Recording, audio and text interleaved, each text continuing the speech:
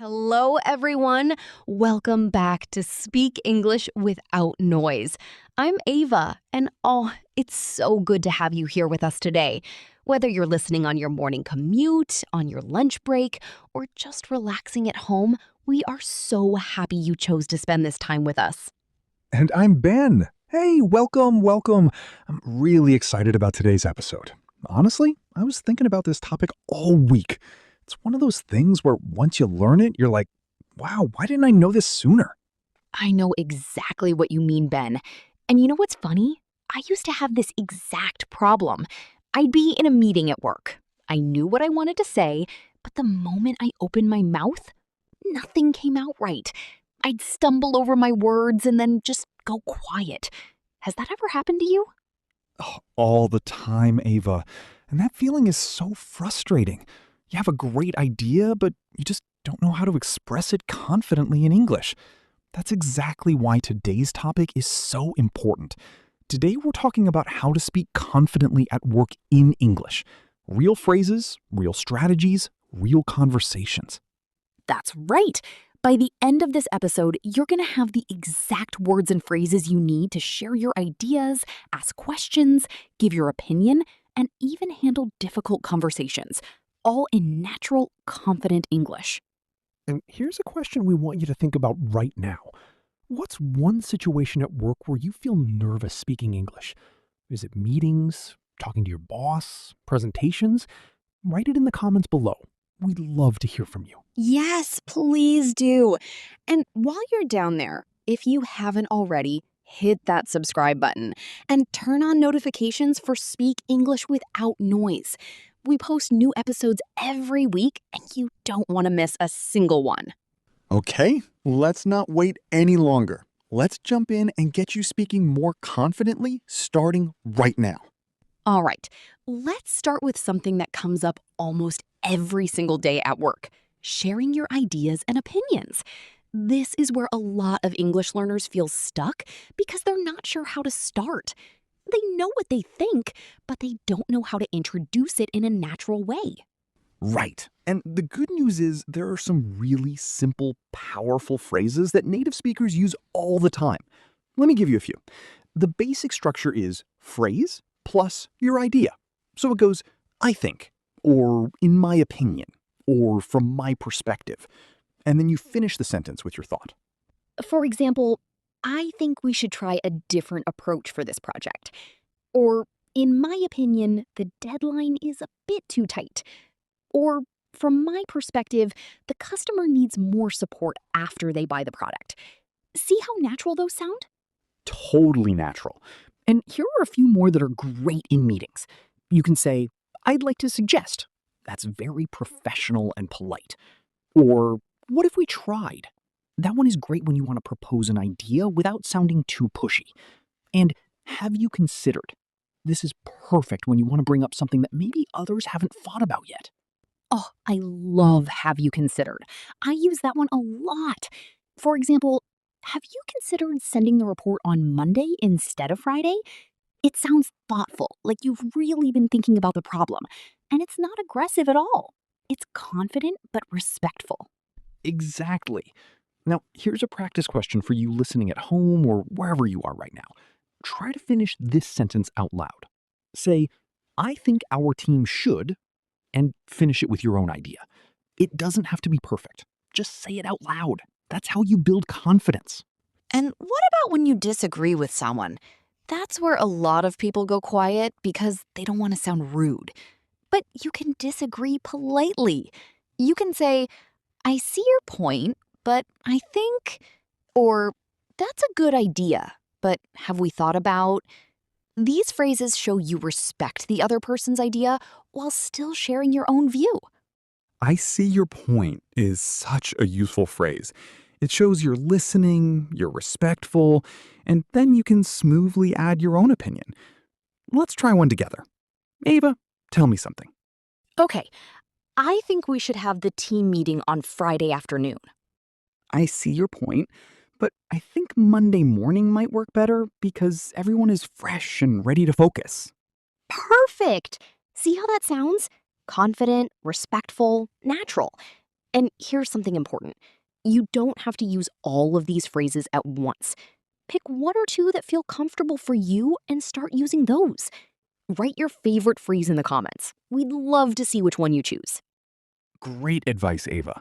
So, to quickly recap this section, when sharing ideas, use openers like I think, in my opinion, or from my perspective.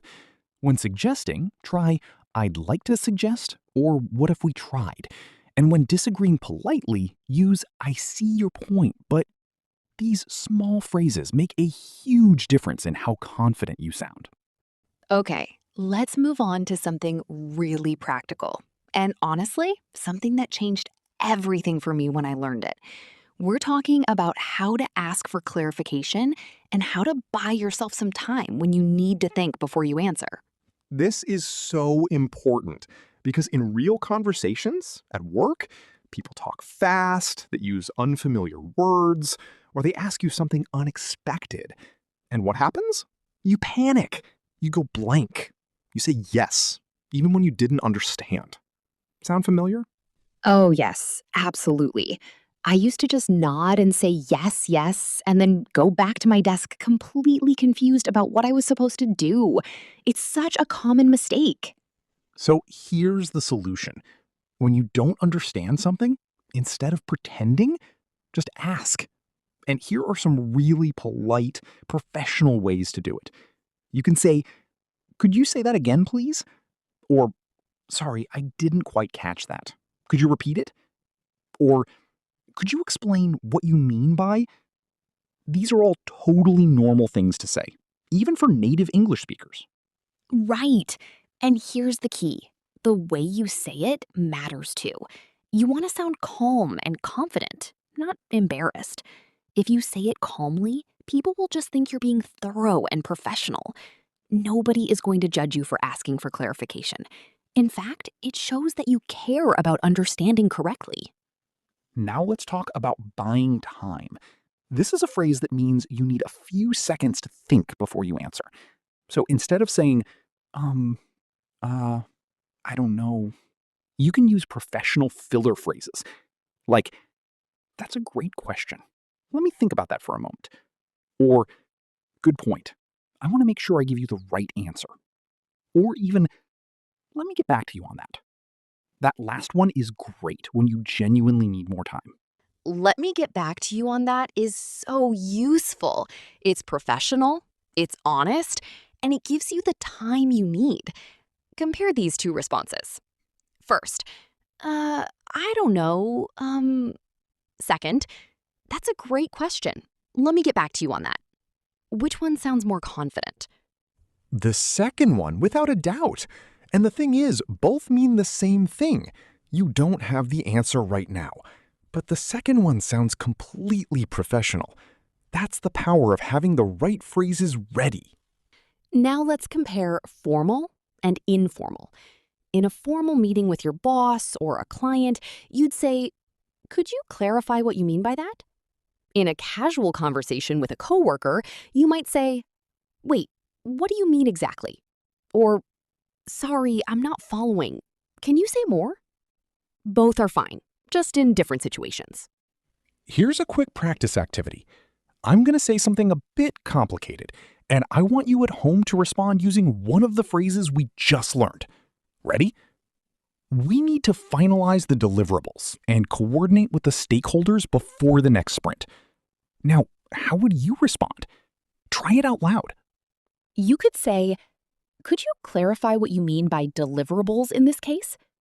Or, that's a great question. Let me think about the timeline before I answer. Great job if you tried it. So to review, ask for clarification with phrases like, could you repeat that? Or could you explain what you mean? Buy yourself time with, that's a great question. Let me think about that. Or let me get back to you on that. These tools will make you sound calm, professional, and in control, even when you're not sure of the answer yet. Now let's talk about two situations that come up constantly at work: giving updates on your work and handling those uncomfortable moments when things go wrong or when you need to have a difficult conversation. Oh, yes, the dreaded bad news conversation. Nobody likes giving bad news, but it happens. And having the right worries makes it so much easier for you and for the person you're talking to. Let's start with giving updates, because this happens every day. Your boss asks, "How's the project going?" And you need to give a clear, confident answer. The structure for a good update is simple: status plus progress plus next step. So, I finished X, I'm currently working on Y, and my next step is Z. For example, I've finished the first draft of the report. I'm currently reviewing the data, and my next step is to send it to you by Thursday. See how clear that is? It gives your boss everything they need in just a few sentences. No rambling, no confusion, just confident, organized communication. And some great phrases for updates. I've completed, I'm currently working on, I'm on track to finish by, there's been a small delay, but I expect to finish by. That last one is important. It's honest without being dramatic. Now for difficult conversations. Let's say something went wrong. Maybe you missed a deadline or there was a mistake in the work. The worst thing you can do is avoid it or make excuses. The best approach? Be direct, take responsibility, and offer a solution. The structure is acknowledge plus apologize plus solution. For example, I want to be upfront. I wasn't able to finish the report on time. I apologize for that. I'm going to have it ready by tomorrow morning. That's it. Short, honest, professional. It's so much better than a long excuse. And here are some useful phrases for these moments. I want to be upfront with you. This signals honesty. I take responsibility for. This shows accountability. Going forward, I'll make sure to. This shows you've learned from it. These phrases show maturity and professionalism, and people really respect that. Let me try a mini practice with you, Ben. Pretend you're my boss and ask me how the project is going. Hey, Ava, how's the Henderson project coming along? It's going well. I've completed the research phase, and I'm currently putting together the presentation slides. I'm on track to have everything ready by Friday. See how confident and clear that sounds? Now you try it at home. Think of a project or task you're working on right now, at work, at school, anywhere, and give a quick update using that structure. Status, progress, next step. Say it out loud. And remember, with difficult conversations, the key is not to be perfect. It's to be honest and solution-focused. People respect someone who owns their mistakes and comes with a plan. You don't need perfect English. You need the right attitude and a few key phrases. So to recap this section, for updates, use I've completed, I'm currently, my next step is. For difficult conversations, use I want to be upfront, I take responsibility. Going forward, all. These phrases will help you sound confident even in challenging moments. Okay, let's talk about mistakes. And I mean the kind we all make, not just learners, because honestly, even I still catch myself making some of these. So don't feel bad. We're all in this together. The first common mistake is being too vague. A lot of learners say things like, I will do it, or it's okay, or no problem, without giving any real information. The problem? It sounds uncertain and unprofessional. Your boss or colleague doesn't know what I will do it means. By when? In what way? The fix is to be specific. Instead of I will do it, say I'll have the report ready by Thursday at noon. Instead of no problem, say of course, I'll take care of that right away. Small change, huge difference. The second mistake is over-apologizing. Some learners say sorry for everything. Sorry, I have a question. Sorry to bother you. Sorry, I think. The word sorry is very important, but using it too much actually makes you sound less confident, not more polite. Exactly. You don't need to apologize for having a question or sharing an idea.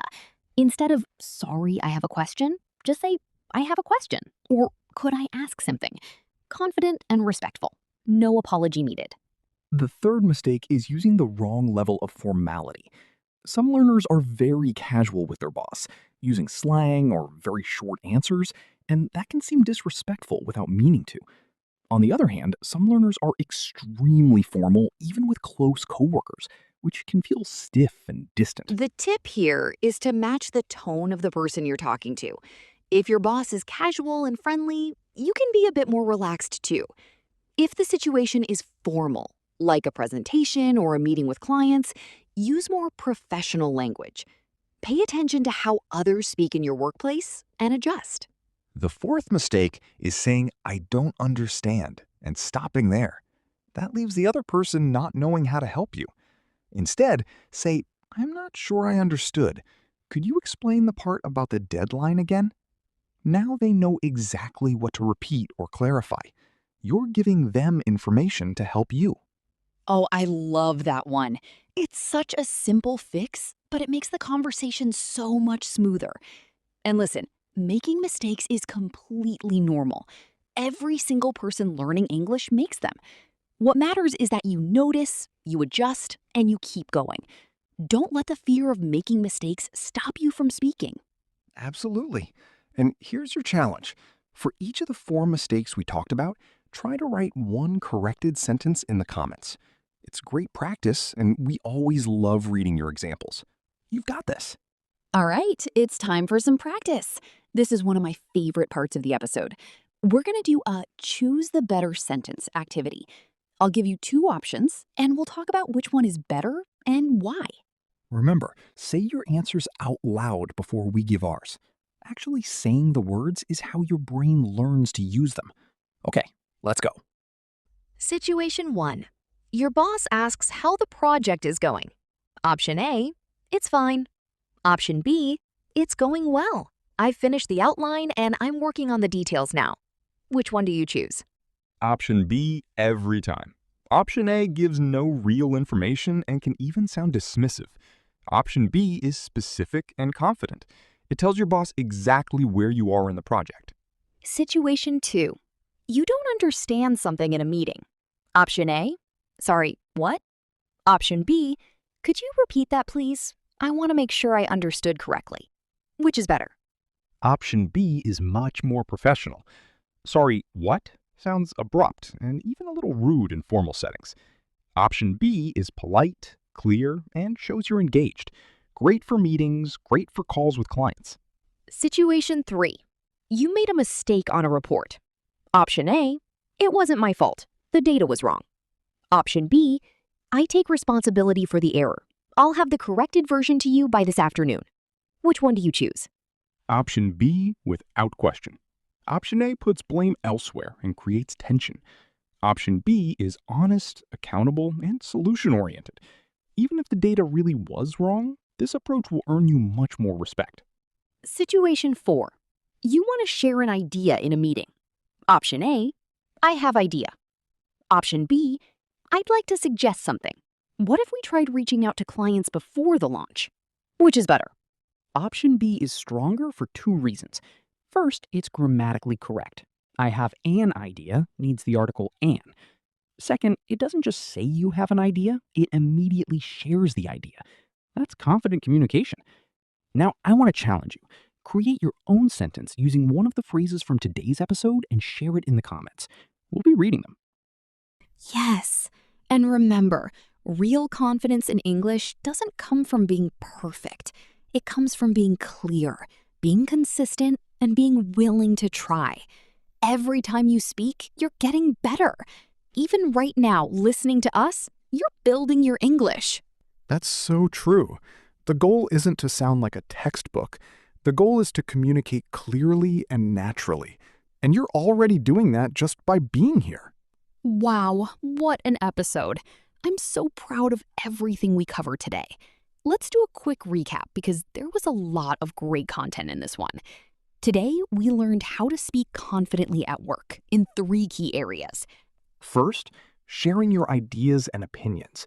We learned phrases like, I think, in my opinion, I'd like to suggest, and I see your point, but these help you contribute to conversations without sounding aggressive or hesitant. Second, asking for clarification and buying time. We learned how to say, could you repeat that? Or could you explain what you mean? And how to buy time professionally with phrases like, that's a great question. Let me think about that. And third, giving updates and handling difficult conversations. We use the structure status plus progress plus next step for updates, and acknowledge plus apologize plus solution for tough moments. Simple structures, powerful results. I'm so proud of you for spending this time working on your English. Seriously, choosing to learn and grow like this takes real effort, and you should feel good about that. You are making progress, even if it doesn't always feel like it. Here's a reflective question to end with. Think about your workplace or school, wherever you use English. What's one situation where you're going to try one of today's phrases? Maybe tomorrow's meeting? A message to your boss? Write it in the comments. We love hearing your plans. And as always, if this episode helped you, please give it a thumbs up, share it with a friend who's also learning English, and don't forget to subscribe to Speak English Without Noise. We are here every week with real English, real conversations, and real practice for you. Thank you so much for being part of our community. You are what makes Speak English Without Noise so special. Keep practicing, keep speaking, keep believing in yourself, because you are absolutely capable of speaking English confidently. We'll see you next time.